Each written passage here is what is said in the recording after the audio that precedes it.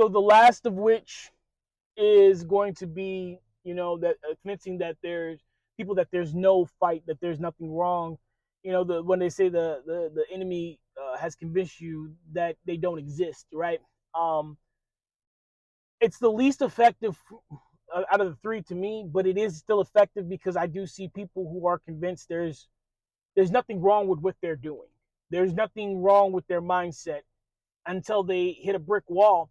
The thing about this one is it's the hardest one to combat when you find it. It's the hardest one to wake somebody up who's been sleeping for so long. When you have somebody who for years has been negligent, when you have somebody who's for years has, decided that that's not a factor, and usually the only thing that will wake them up is a blind realization of sudden truth, right? Something smacking them in their face, like them waking up with a heart disease, them waking up and being laid off from their job, them waking up and their wife leaving them waking up and realizing that, they have no money for food. I'm using a couple of different genres when it comes to finance, education and job, when it comes to health, when it comes to relationships, because you can be great in one area and be neglecting another. You can be phenomenal, exceeding, excellent in one area and be poor in another. So, the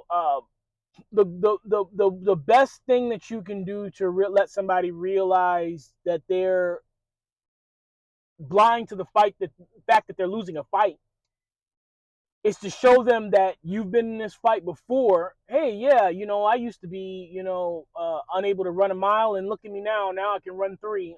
Hey, I used to not be able to do a pull up, and now I can do 10. Hey, yeah, I never had an education. Nobody in my family ever had your education, and now I have a master's or a bachelor's, even associates or certification. Hey, I never. We used to always live hand to mouth and mouth to hand, and always have to go to the food bank and everything like that. And not knocking anybody who does. I'm not. But now look at me, with financing, with saving, with maneuvering my money, I've been able to start saving and take my family on vacations and things like that. Me and my wife used to argue all the time. We used to sleep in separate rooms.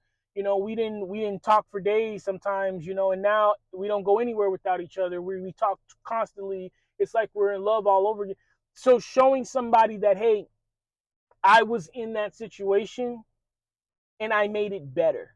That's the best way to wake somebody up gently, right?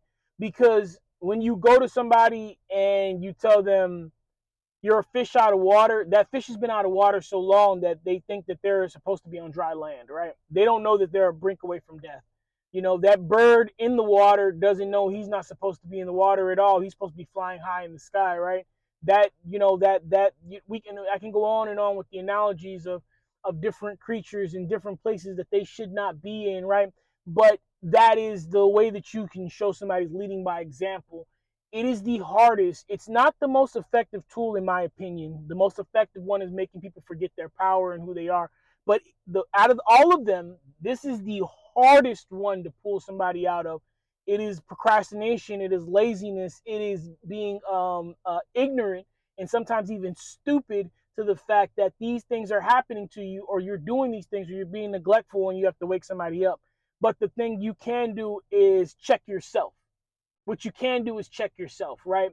And that's not to compare yourself to a billionaire like Shaq or, Elon Musk. That's not to compare yourself to one of these other Instagram influencers or moguls who have 1 million followers. But that is here to check yourself. And it goes back to community, having a strong community around you, a big measuring stick to be like, this is big brother, this is cousin, this is little brother, this is where they're at, this is what they're going.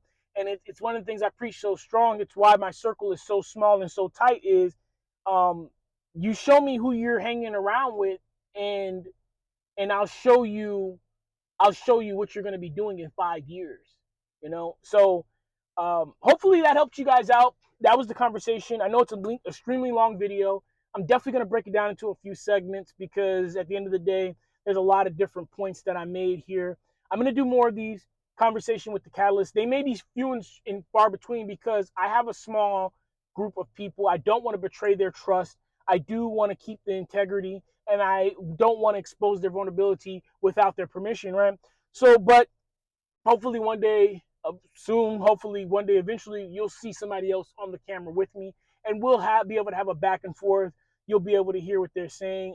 The gentleman that I had this conversation with, I love him so much. I wish you the best, brother. God bless you.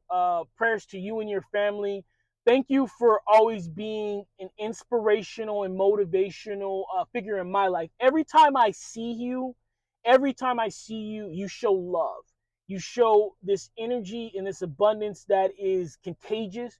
You are always happy to see me. You are always congratulating me. It is always, and this isn't like a felonious thing, but he's just generally happy with life and content with life, and he just looks like he's just got that energy and that power in him. So big ups to you. Continue to do what you're doing. Continue to be the beacon out there. Even if you don't make your podcast, even if you don't start your channel, even if you don't start your blogging, I want you to know the stuff that you're doing person to person means more than any video that you could probably ever put out there. Or maybe the stuff that you're doing the person to person needs to be out there so more people can see it. But don't let that discourage you. If God put it on your heart, then go out there and do it, right? All right, guys. I've been out here making this video for a while, and I've kind of been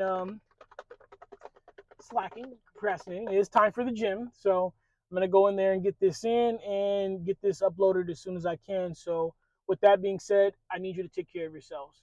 Please be kind to one another. You keep me in your prayers, I'll forever keep you in mind. Endure, believe, rise.